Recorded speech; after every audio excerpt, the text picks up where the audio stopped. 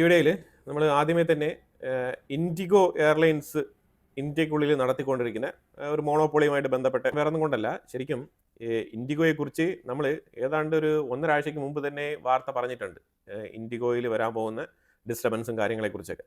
ഇപ്പം നടന്നുകൊണ്ടിരിക്കുന്ന ഒരു കെയോസ്, ഇന്ത്യക്കുള്ളിൽ നടന്നുകൊണ്ടിരിക്കുന്ന ഒരു കെയോസിന് കാരണമായി തീർന്നത് DGCAയുടെ ഒരു നിയമം ഇംപ്ലിമെന്റ് ചെയ്യാൻ വേണ്ടിയിട്ട് ശ്രമിച്ച സാഹചര്യമാണ്. അതായത് ഇൻഡിഗോയാണ് ഏറ്റവും കൂടുതൽ നമ്മൾ പറഞ്ഞതുപോലെ നൈറ്റ് ലാൻഡിങ് നടത്തിക്കൊണ്ടിരുന്നത്. അപ്പം ഒരു ദിവസം ഒരു പൈലറ്റിന് ഒരു നൈറ്റ് ലാൻഡിങ് മാത്രമേ കൊടുക്കാൻ പാടുള്ളൂ എന്നുള്ള നിയമമാണ് അവർ വച്ചിരിക്കുന്നത്. അതിലുപരിയായിട്ട് പൈലറ്റുമാർക്ക് 2 ദിവസത്തെ അവധി, വീക്ക്ലി ഓഫ് കൊടുക്കണം എന്നും കൂടി പറയുന്നു.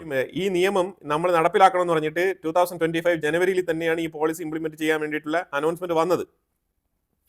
പക്ഷേ അതിനൊരു ടൈം ലൈൻ അവർ കൊടുത്തിട്ടുണ്ടായിരുന്നു. അതായത് ഡിസംബറിനുള്ളിൽ 2025 ഡിസംബർ അവസാനിക്കുന്നതിന് മുമ്പായിട്ട് ഈ നിയമം കർശനമായിട്ട് ഇംപ്ലിമെന്റ് ചെയ്തിരിക്കണം. അതിന്റെ ഡെഡ് ലൈൻ എന്ന് പറഞ്ഞത് ഡിസംബർ 3, 4 ആ ഒരു ഡേറ്റുകളായിരുന്നു.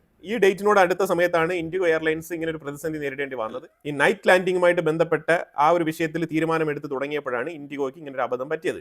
ശരി, ഇപ്പോൾ ഇതിനകത്ത് എന്താണ് സംഭവം എന്ന് പറഞ്ഞാൽ, ഇന്ത്യക്കുള്ളിൽ മൾട്ടിപ്പിൾ എയർലൈൻ കമ്പനികൾ ഉണ്ട് എങ്കിലും ഇൻഡിഗോ എയർലൈൻസ് ആണ് എയർലൈൻ സർവീസിൽ 65% ഇപ്പം നിലവിലുള്ള ഒരു കണക്ക് വെച്ച് നോക്കിക്കഴിഞ്ഞാൽ. ഇത് ശരിക്കും പറഞ്ഞാൽ ജൂൺ മാസമൊക്കെ ഏതാണ്ട് 85% റീച്ച് ചെയ്തിരുന്നു ഈ 2025. 2023 നോക്കി കഴിഞ്ഞാലും 60% മേളിൽ തന്നെയാണ്. അതേപോലെ 2024 60% മേളിൽ തന്നെയാണ്. നിലവിലെ ഇന്ത്യക്കുള്ളിൽ ഇൻഡിഗോ എയർലൈൻസിന്റെ സർവീസ് മുടങ്ങിയതോടുകൂടി ഒരുപാട് പ്രശ്നങ്ങളാണ് ഇന്ത്യക്കുള്ളിൽ സംഭവിച്ചത്. അതായത് പാരൻസിനെ കാണാൻ പോകുന്ന ആൾക്കാർ, വയസ്സായ അതായത് അസുഖബാധിതരായിട്ട് കിടക്കുന്ന ആൾക്കാരെ കാണാൻ പോകുന്ന ആൾക്കാർ, കല്യാണത്തിന് പോകേണ്ട ആൾക്കാർ, ചികിത്സയ്ക്ക് പോകേണ്ട ആൾക്കാർ, ഇങ്ങനെ പലർക്കും പല രീതിയിലുള്ള പ്രശ്നങ്ങളാണ്. അതിലുപരിയായിട്ട് ഇപ്പോൾ അവർ നേരിടുന്ന പ്രശ്നങ്ങൾ എന്ന് പറഞ്ഞാൽ ബാഗേജ്.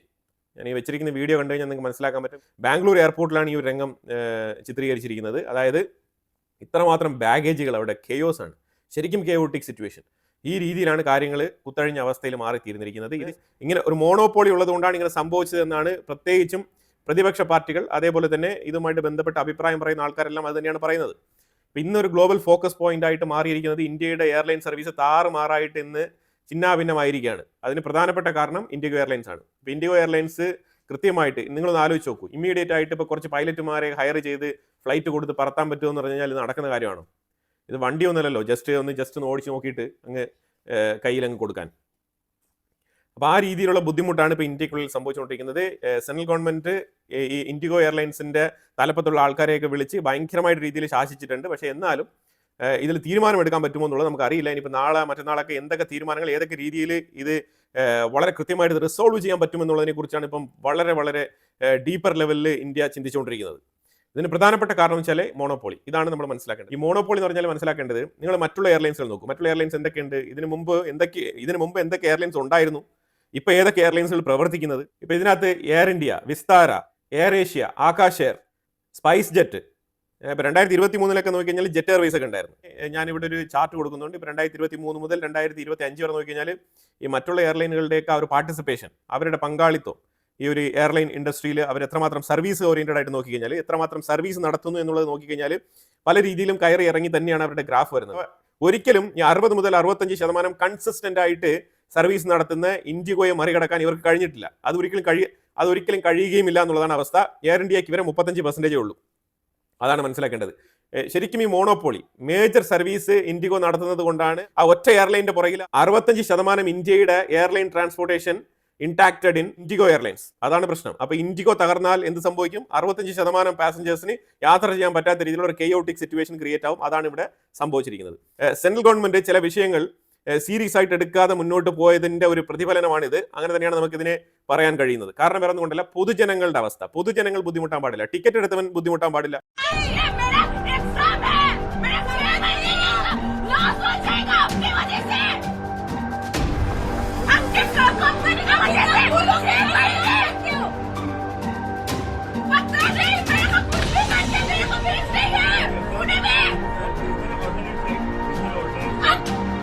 मेरा बेटी को प्यार चाहिए, दे दो, दे दो, प्यार चाहिए, दे दो प्यार है। ओ सिस्टर, भाई मेरा बेटी को प्यार चाहिए, मेरा बेटी का ब्लड आ रहा, ब्लड आ रहा, प्यार चाहिए, दे दो। क्यों नहीं कर सकता?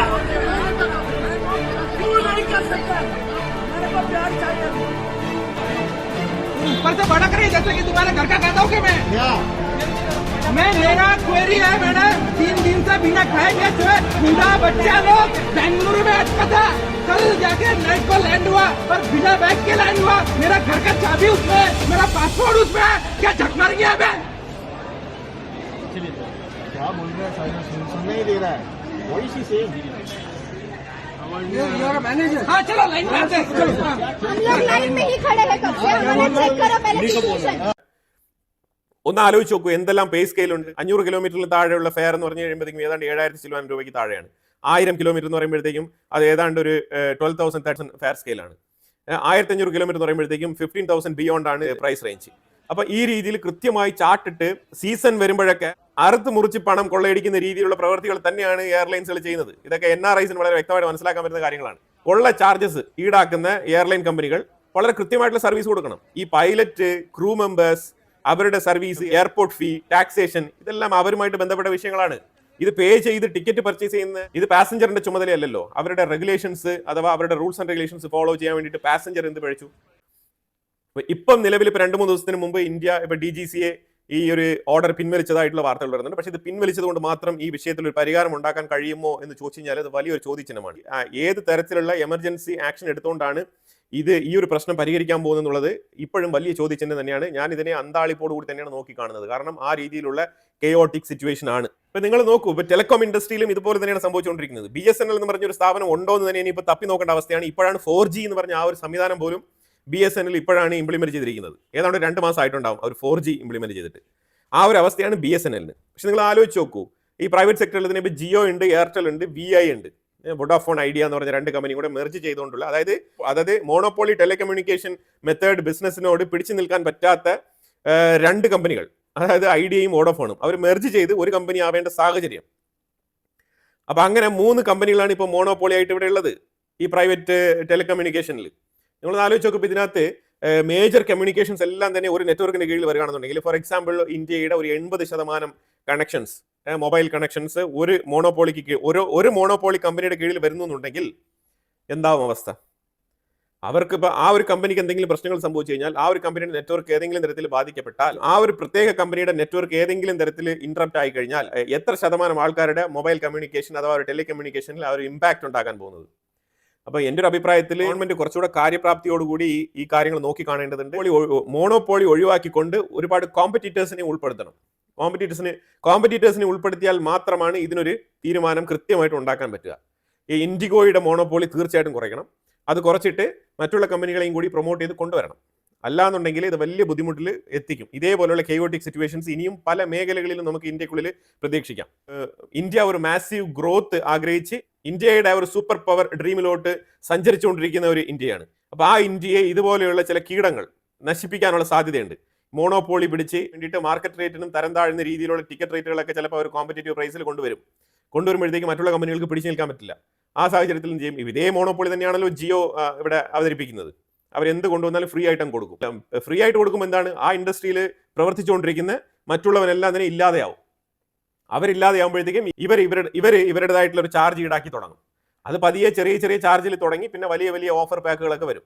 അതിൽ ആകർഷണമായിട്ടുള്ള പല ഓഫറുകളും കൊടുത്ത് പിന്നീട് വീണ്ടും നമ്മളെ ആ ഒരു ഹൈ താരിഫിൽ റീചാർജ് ചെയ്യാൻ വേണ്ടിയിട്ട് അവർ നമ്മളെ പ്രേരിപ്പിക്കും, അതിലേക്ക് നമ്മളെ എത്തിക്കും. ആ ഒരു മോണോപോളി തന്നെയാണ് ഇവിടെയും സംഭവിച്ചുകൊണ്ടിരിക്കുന്നത്. എനിവേ, ഇതാണ് ഇപ്പോൾ ഇന്ത്യയിലെ നിലവിൽ എയർലൈൻസുമായിട്ട് ബന്ധപ്പെട്ട് നമുക്ക് തരാനുള്ള അപ്ഡേറ്റ്. ഇപ്പോൾ ഇതിനകത്ത് ഞാൻ ഗവൺമെന്റിന്റെ വീഴ്ചയെക്കുറിച്ച് സൂചിപ്പിച്ചിട്ടുണ്ടായിരുന്നു. അത് വളരെ സ്പെസിഫിക് ആയിട്ട് പറയണം എന്നുണ്ടെങ്കിൽ, അതായത് വ്ളാഡിമിർ പുടിൻ ഇന്ത്യ സന്ദർശിക്കുന്ന ഒരു ടൈം ഡിസംബർ ഫസ്റ്റ് വീക്ക് എന്ന് പറയുന്നത് ഇന്ത്യയിൽ വളരെ വളരെ പ്രാധാന്യമുള്ള ഒരു ടൈം ലൈനാണ്. അപ്പോൾ ആ ഒരു ടൈം ലൈനിൽ സുരക്ഷാ വീഴ്ച മാത്രമല്ല മറ്റുള്ള മേഖലകളും കൂടി ഒരു തരത്തിലുള്ള ഇന്ററപ്ഷനും ഉണ്ടാവാൻ പാടില്ലായിരുന്നു. അതായത് ഈ എയർലൈനുമായിട്ട് ബന്ധപ്പെട്ട ഈ ഒരു നിയമം ഡിസംബർ 3-4 എന്നൊക്കെ പറഞ്ഞുള്ള ആ ഒരു DGCAയുടെ ഡെഡ് ലൈൻ അത് ഇന്ത്യൻ ഗവൺമെന്റ് ഇടപെട്ടുകൊണ്ട് മാറ്റിവെക്കണമായിരുന്നു. ഏതൊക്കെ തരത്തിൽ, അതായത് മാസീവായിട്ടുള്ള ഇമ്പാക്ട് ഉണ്ടാക്കത്തക്ക രീതിയിലുള്ള വിഷയങ്ങളൊക്കെ മാറ്റി നിർത്തണമായിരുന്നു. ആ ഒരു മേഖലയിൽ ഇന്ത്യ കുറച്ച് ലാക്കായിട്ടുണ്ട്. അതൊരു വീഴ്ച തന്നെയാണ്. കാരണം ഒരു എയർലൈൻ ഇന്ററപ്ഷൻ ഉണ്ടായി കഴിഞ്ഞാൽ എന്തുമാത്രം കെയോട്ടിക് സിറ്റുവേഷൻ ഉണ്ടാകും എന്നുള്ളതിന്റെ ഒരു എക്സാമ്പിളാണ് ഇത്. ലോകത്ത് ഒരു രാജ്യത്തും ഇതേപോലൊരു സിറ്റുവേഷൻ ഇതുവരെ സംഭവിച്ചിട്ടില്ല എന്നുള്ളതാണ് യാഥാർത്ഥ്യം. ഇന്ത്യക്ക് സംഭവിക്കുമ്പോൾ എപ്പോഴും അതൊരു മാസീവായിട്ടുള്ള സംഗതി തന്നെയാണ്. അതായത് നെഗറ്റീവായിട്ട് എന്തെങ്കിലും ഒരു സംഗതി ഇന്ത്യക്കുള്ളിൽ ഉണ്ടായി കഴിഞ്ഞാൽ അതിനെ ലോകമെമ്പാടും കൊട്ടി ആഘോഷിക്കാൻ ഒരുപാട് ആൾക്കാരുണ്ട്, മാധ്യമങ്ങളുണ്ട്, അത് കേട്ട് സന്തോഷിക്കാൻ വേണ്ടിയിട്ട് കുറേ ആൾക്കാരുണ്ട്. അപ്പോൾ ആ സാഹചര്യത്തിൽ ഇന്ത്യ വളരെ കെയർഫുൾ ആയിട്ട് മുന്നോട്ട് പോകേണ്ടതാണ്. അപ്പം ഇതൊരു വീഴ്ചയാണ്, അത് അങ്ങനെ തന്നെയാണ് നമുക്ക് അത് അങ്ങനെ തന്നെയാണ് നമ്മൾ പറഞ്ഞു വെക്കുന്നത്. ഇനിയിപ്പോൾ ഈ DGCA പറഞ്ഞ പോളിസി നമ്മൾ നോക്കിക്കഴിഞ്ഞാൽ പോളിസി നല്ലത് തന്നെയാണ്, പോളിസി വളരെ നല്ലത് തന്നെയാണ്. ആ ഒരു പോളിസിയുടെ ആ റിപ്പോർട്ടിന്റെ ബ്രേക്കപ്പ് നോക്കിക്കഴിഞ്ഞാൽ restrictions on pilot night operations, അതാണ് നമ്പർ 1. അതിലാണ് ഈ പൈലറ്റിന് ഒറ്റ ഒരു ലാൻഡിംഗ് മാത്രമേ കൊടുക്കാവൂ എന്ന് പറഞ്ഞിട്ടുള്ളത്. അതുപോലെ തന്നെ mandatory fast forward refund in cancellation, അതായത് ക്യാൻസലേഷൻ ചെയ്യുന്ന ടിക്കറ്റുകൾക്ക് ഫാസ്റ്റ് ഫോർവേഡ് ആയിട്ട് റീഫണ്ട് കൊടുക്കണം, അത് തടഞ്ഞു വെക്കാൻ പാടില്ല. അതിനൊരു പ്രത്യേക ടൈം ലൈൻ കൊടുത്തിട്ട് ആ ടൈം ലൈനിന്റെ വിതിൻ ദ ടൈം ലൈനിനുള്ളിൽ റീഫണ്ട് കൊടുത്തിരിക്കണം എന്നുള്ളത് മാൻഡേറ്ററി ആയിട്ടുള്ള ഒരു പോളിസി ആയിട്ട് പറയുന്നുണ്ട്, നല്ലതാണ്. അതുപോലെ ട്രാൻസ്പെറൻസി ഇൻ ഫെയർ ബ്രേക്കപ്പ്, നമ്മൾ കൊടുക്കുന്ന പൈസയ്ക്ക് ഉള്ള കൃത്യമായിട്ടുള്ള ബ്രേക്കപ്പ്, ഇത് ടാക്സ്, ഇത് ടിക്കറ്റ് ഫെയർ, ഇത് നിങ്ങളുടെ അഡീഷണൽ ബാഗേജ് ഫെയർ, ഇതുമായി ബന്ധപ്പെട്ടുള്ള കംപ്ലീറ്റ് ബ്രേക്കപ്പും കൊടുത്തിരിക്കണം. അതുപോലെ പാസഞ്ചറിന്റെ ലഗേജ് മിസ് ഹാൻഡ്ലിംഗ് ചെയ്ത് കഴിഞ്ഞാൽ അതിനുള്ള കൃത്യമായിട്ടുള്ള പെനാൽറ്റി ചാർജ് ചെയ്ത് കസ്റ്റമർക്ക് കൊടുക്കേണ്ട സെറ്റിൽമെന്റുകൾ കൃത്യമായിട്ട് കൊടുത്തിരിക്കണം. അത് ഇൻഷൂർഡ് ആണെന്നുണ്ടെങ്കിൽ ആ രീതിയിലുള്ള ക്ലെയിം കൃത്യമായി ഉറപ്പുവരുത്തണം. ഇത് എയർലൈൻ കമ്പനിയുടെ റെസ്പോൺസിബിലിറ്റിയാണ്.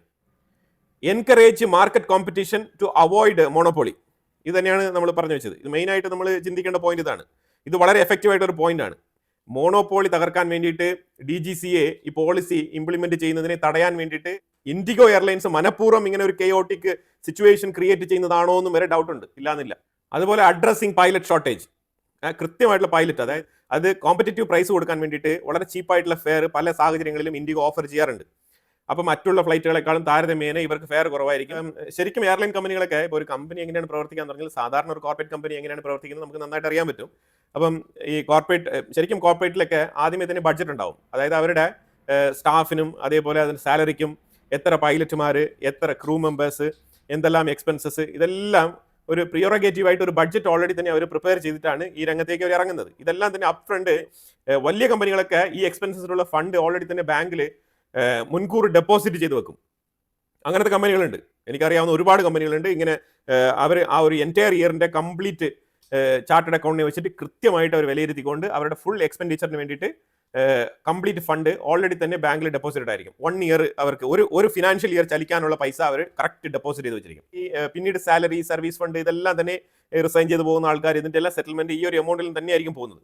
അങ്ങനെ എൻഡ് ഓഫ് ദി ഇയറിൽ എത്രമാത്രം ഇതിൽ കോസ്റ്റ് കട്ടിങ് വരുന്നു, എൻഡ് ഓഫ് ദി ഇയറിൽ എത്രമാത്രം ഇതിൽ നമുക്ക് സേവ് ചെയ്യാൻ പറ്റി എന്നുള്ളതൊക്കെ മാനേജർമാർ അഥവാ സുപ്പീരിയർ പൊസിഷനിൽ ഇരിക്കുന്ന ആൾക്കാർക്ക് അതൊരു ക്രെഡിറ്റും കൂടിയാണ്.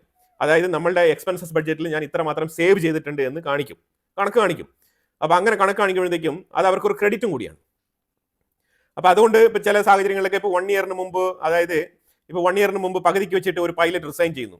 അപ്പോൾ അങ്ങനെയാണെങ്കിൽ ബാക്കി ഒരു 3 മാസം കിടക്കുന്നുണ്ട് ഈ ഒരു ഫിനാൻഷ്യൽ ഇയർ തീരാൻ വേണ്ടിയിട്ട്.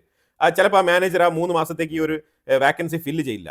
കാരണം എന്താണ്, ആ 3 മാസം ആ പൈലറ്റിന് കൊടുക്കാനുള്ള ശമ്പളം അവിടെ സേവ് ചെയ്യും. അപ്പോൾ ഇങ്ങനെയുള്ള സംഗതികളൊക്കെ കോർപ്പറേറ്റ് നടക്കാറുണ്ട്. ഇത് കോർപ്പറേറ്റ് ഓഫീസ് ചലിക്കുന്ന ഒരു രീതിയാണ് ഞാനിവിടെ പറഞ്ഞത്. അപ്പോൾ ഇമാതിരിയുള്ള പ്രീ ബഡ്ജറ്റിംഗ് കാര്യങ്ങളൊക്കെ ഈ ഇത്തരത്തിലുള്ള വലിയ കമ്പനികളിലൊക്കെ കൃത്യമായി പ്ലാൻ ചെയ്ത് നടപ്പിലാക്കുന്ന കാര്യമാണ്. പക്ഷേ എന്തുകൊണ്ടാണ് ഇവർക്ക് പൈലറ്റിനെ ഹയർ ചെയ്യാൻ കഴിഞ്ഞില്ല, ഇങ്ങനെ പൈലറ്റ് ഷോർട്ടേജിൽ മുന്നോട്ട് പോകുന്ന കാര്യങ്ങൾ, ഇതെല്ലാം വളരെ ദുഃഖകരമായിട്ടുള്ള കാര്യമാണ്. ഇന്ത്യ പോലത്തെ ഇത്രയും മാസീവ് പോപ്പുലേഷൻ ഉള്ള ഒരു രാജ്യത്ത് 65% പാസഞ്ചേഴ്സിനെ ഹാൻഡിൽ ചെയ്യുന്ന ഒരു കമ്പനി ഈ രീതിയിൽ താറുമാറായിട്ട് കാര്യങ്ങൾ കുത്തഴിഞ്ഞ അവസ്ഥയിൽ ഹാൻഡിൽ ചെയ്യുന്നത് തികച്ചും അൺപ്രൊഫഷണലിസം എന്ന് തന്നെ പറയേണ്ടി വരും. ഇവർക്കെതിരെ എൻക്വയറി വെക്കണം, ഇവർക്കെതിരെ കേസ് എടുക്കണം, ഇവരെ പൂട്ടണം. അതാണ് ചെയ്യേണ്ടത്. എയർലൈൻ കമ്പനി പൂട്ടണം എന്നില്ല, ഉത്തരവാദിത്തപ്പെട്ട ആൾക്കാരെ പൂട്ടണം. ആരാണ് ഈ പൈലറ്റുമാരെ ഹയർ ചെയ്യുന്നതിൽ ഇത്രമാത്രം വീഴ്ച വരുത്തിയത്? ഇത് കൃത്യമായിട്ടുള്ള ഇൻവെസ്റ്റിഗേഷൻസ് എടുത്ത് ഇവരെ ഇങ്ങനെ വെറുതെ വിടാൻ പാടില്ല. നമ്മൾ ഒരു കാര്യത്തിൽ എടുക്കുന്ന തീരുമാനം മറ്റുള്ള കമ്പനികൾക്കും കൂടി അത് ഒരു പാഠമായി തീരണം. ഇന്ത്യ ഇമാതിരിപ്പെട്ട സർവീസ് നടത്തിക്കൊണ്ട് മുന്നോട്ട് ചലിക്കാൻ കഴിയില്ല.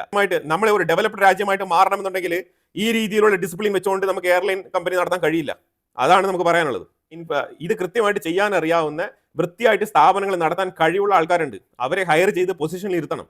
എന്നാൽ മാത്രമേ കാര്യങ്ങൾ നടക്കുകയുള്ളൂ. ഈ ഒരു വിഷയത്തിനെ കുറിച്ച് മാത്രം പറയാനാണ് ഞാൻ ഒരു വീഡിയോ ചെയ്തത്. അപ്പോൾ ഇതിനെക്കുറിച്ചുള്ള അഭിപ്രായങ്ങൾ കമന്റ് ബോക്സിൽ രേഖപ്പെടുത്തുക. കൂടുതൽ വാർത്തകളുമായിട്ട് അടുത്ത വീഡിയോയിൽ വരാം. Thank you so much.